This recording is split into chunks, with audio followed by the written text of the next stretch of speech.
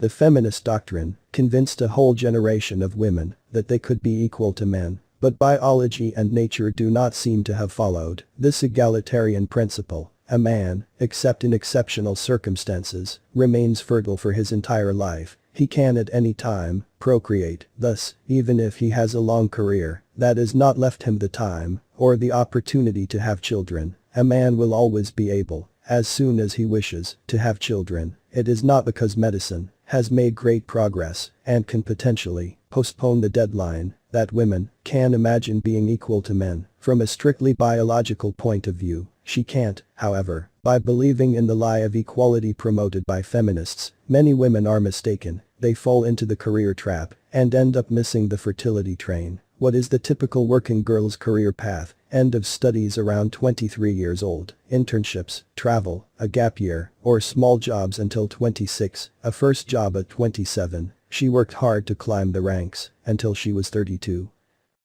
In some professions, the competition is tough, and many women lose themselves in playing the career game for longer. Those who decide to work part-time, to take care of their child, or to extend their maternity leave, make a cross on their promising career. Their decision will mean the end of their career path. Many women, I would say the more realistic ones, understand that this is not sustainable. For example, law firm statistics show this. Several American newspapers have reported that women are leaving law firms in droves, yet they are the majority in law schools and universities. The Fortune newspaper headlined, "Law firms, gender diversity programs aren't keeping women in the industry."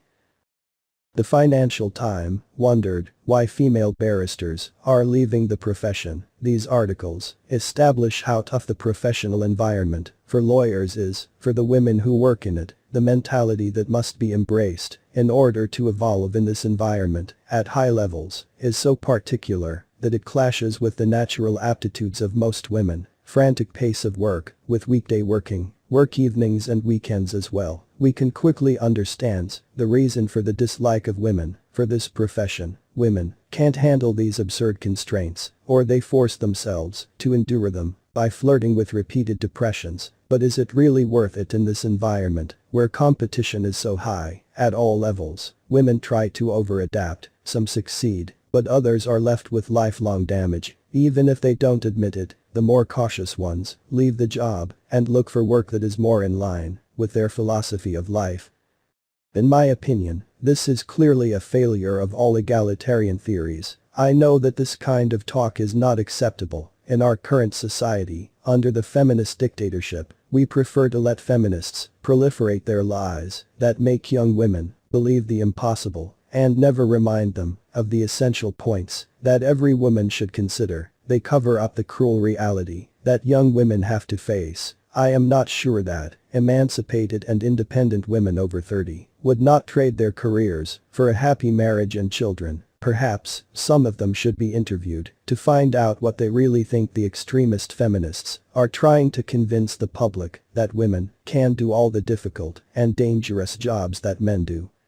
But I have never seen a woman climbing scaffolding or laying cinder blocks on a construction site early in the morning in a cold November. There is nothing to stop women from getting into these jobs. Even the economic situation is favorable to them, since construction companies are increasingly encouraging women to enter the construction industry. But the reality is quite simple. These jobs do not interest them. I don't know any woman who dreams of laying cinder blocks. That dream is the dream of politicized feminists, not of women. In addition, I think there is another truth that feminist doctrine is trying to hide. Today, the generation of women born in the 80s who were taught sexual liberation are approaching 40. The biological truth is catching up with them, and they are realizing late in life that they need to find someone to settle down quickly.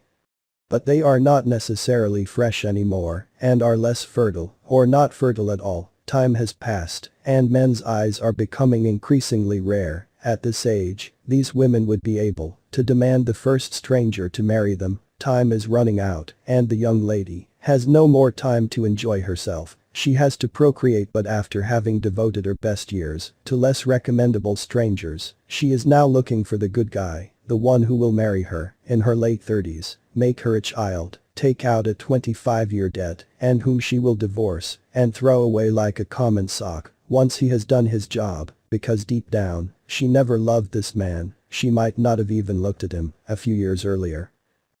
But priorities having changed, even if this man was never her first choice, he agreed to marry her, against all odds, for nothing in the world, she would not let this opportunity pass. So is it interesting today for a man to marry a feminist? In the past, the contract was clear, the woman who married at a very young age, between 16 and 18, gave her husband, her youth, her beauty, her fertility, the husband, in return, offered her love, protection, a home, resources and above all, descendants. Today, the contract is distorted. A woman who marries at 32 or 33 has her best fertile years behind her, pressed by her biological clock. She will have a child 1 or 2 years after her marriage, and the man will have had only furtive access to the pleasure of her young aging body.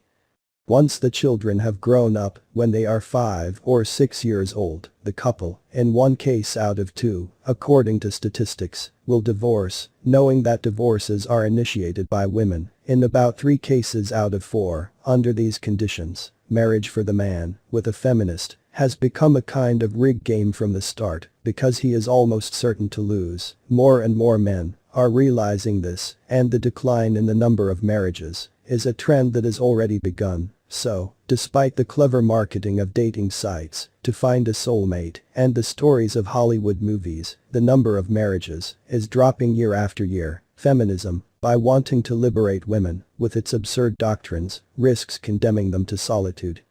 It gives women a job and resources so that they can consume. It will make them depressives under anxiolytics, which will contribute to make Big Pharma richer. Loneliness will give way to doubt, lack of self-esteem, and more. Finally, hasn't feminism become the perfect propaganda tool for financial capitalism and consumer society?